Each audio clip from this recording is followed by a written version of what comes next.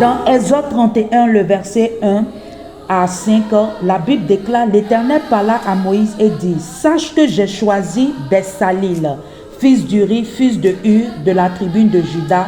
Je l'ai rempli de l'Esprit de Dieu, en 1, de sagesse, 2, d'intelligence, 3, et de savoir pour toutes sortes d'ouvrages, 4. Je l'ai rendu capable de faire des inventions, 5, de travailler l'or et de l'airain, 6.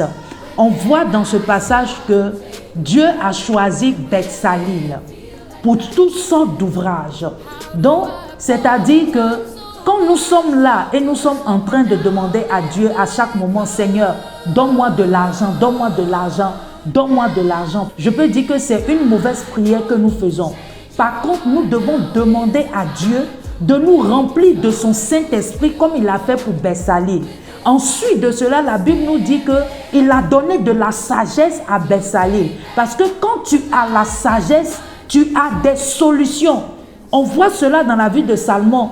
Salomon a demandé la sagesse et il a eu la solution à toutes sortes de travail ou bien de projets, d'activités ou bien des choses qui se sont mises au devant de lui. Il a eu la solution. Donc c'est important qu'on demande la sagesse. Et en troisième point, il est important que tu demandes à Dieu de bénir les œuvres de tes mains. Bénir les œuvres de tes mains est très important. Et le dernier point, tu dois demander l'intelligence à Dieu. La Bible nous dit ici qu'il a donné l'intelligence à Bessalil. Et ensuite de cela, il a rendu capable de faire toutes sortes d'inventions. Si tu n'as pas d'intelligence, tu ne pourras pas faire des inventions. Et à la suite même, il a dit de travailler l'or et de l'argent. C'est-à-dire que si tu es rempli du Saint-Esprit, tu es rempli de la sagesse, tu es rempli de la connaissance de Dieu, tu es rempli de l'intelligence de Dieu, ce n'est pas l'argent ou l'or ou l'airain ou certaines choses que tu ne pourras pas avoir. Donc dans nos prières, demandons les bonnes choses, demandons les bonnes choses qui va ouvrir des grandes portes au-devant de nous. Et je prie au nom de Jésus-Christ que le Seigneur te donne la compréhension de sa parole et de savoir demander les bonnes choses au bon moment au nom de Jésus-Christ.